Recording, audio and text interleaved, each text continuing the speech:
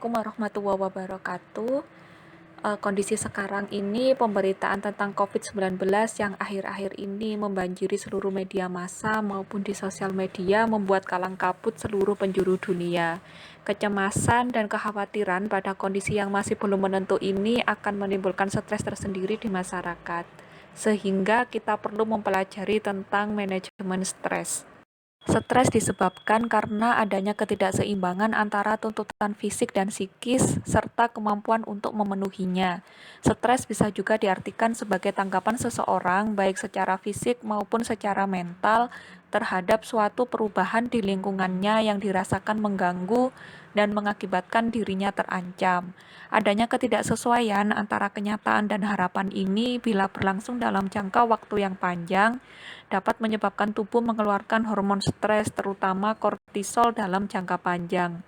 Hormon ini akan mempengaruhi timus, tempat limfosit sebagai salah satu sel imun diproduksi, dan menghambat produksi hormon oksitosin yang sering disebut dengan hormon cinta. Stres yang dibiarkan terus-menerus tentunya akan membahayakan bagi kesehatan fisik dan mental kita. Bahkan jika dibiarkan, maka lama-kelamaan dapat berubah menjadi depresi yang tentunya akan merugikan. Untuk itu, sebisa mungkin dapat mengatasi stres sedari dini agar tidak memberikan dampak yang negatif yang akan memicu respon tubuh, baik secara fisik antara lain detak jantung menjadi cepat, otot menjadi kaku, sakit kepala berkepanjangan, mengalami kerontokan rambut, atau menstruasi yang terganggu, dan bahkan tekanan darah yang cenderung meningkat. Sedangkan stres secara mental dapat ditandai dengan susah untuk berkonsentrasi, pikiran kosong, dan perubahan mood yang cepat. Stres yang berkepanjangan akan meningkatkan hormon kortisol dan dapat menurunkan kekebalan sistem imun kita. Hal ini sejalan dengan penelitian para ahli dari Ohio State University yang menunjukkan bahwa stres psikologis mempengaruhi sistem kekebalan tubuh dengan mengganggu komunikasi antara sistem saraf, endokrin atau hormon sistem dan sistem kekebalan tubuh. Stres dan kecemasan dalam kadar tertentu memang akan menguntungkan, yang dikenal dengan nama eustress, berarti stres yang baik. Stres yang ini menantang kita untuk menjadi lebih maju dan bersemangat menghadapinya. Contohnya ketika mahasiswa yang akan menghadapi ujian akhir, untuk dapat lulus dengan baik, maka ia akan berusaha untuk belajar dan mempersiapkan diri dengan baik. Ujian akhir sebagai sumber stres ini memacu mahasiswa untuk menjadi lebih baik. Sedangkan stres yang buruk kita sebut sebagai distress, yaitu stres yang membuat kita menjadi malas untuk melakukan aktivitas, membuat kita mudah sakit, tidak bersemangat, dan jadi lebih gampang emosi. Stres ini dampaknya tentu tidak baik.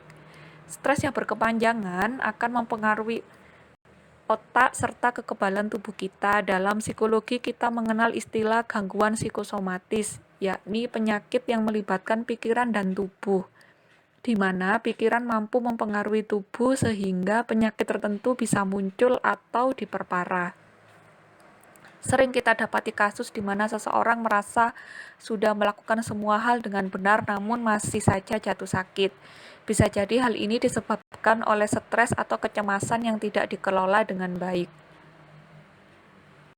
Saat seperti sekarang, di mana kondisi tidak menentu, maka kita seyogyanya bisa memanajemen stres dengan baik, yaitu melakukan segala cara untuk mengantisipasi, mencegah, mengelola, dan memulihkan diri dari stres yang dirasakan.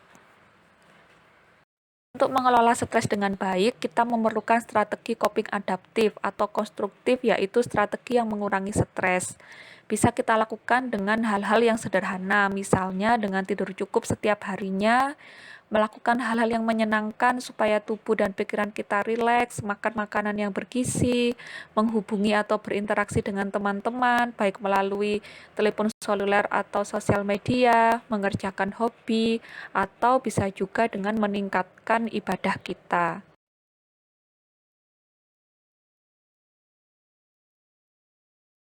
Kebalikan dari coping adaptif adalah coping maladaptif atau destruktif, karena bisa jadi kita akan mengalami stres yang berkepanjangan, depresi, bahkan gangguan psikologis lainnya yang tentunya hal ini akan sangat tidak menguntungkan bagi diri kita. Untuk itu, kita harus tetap berpikiran positif dan tenang agar mental kita sehat dan daya tahan tubuh kita tidak melemah. Terapkan gaya hidup sehat, kenali gejala-gejalanya, patuhi anjuran pemerintah, dan selektif dalam menerima berita tentang COVID-19 ini. Semoga kita semua selalu sehat, bahagia, yakinlah akan ada pelangi setelah badai. Terima kasih. Wassalamualaikum warahmatullahi wabarakatuh.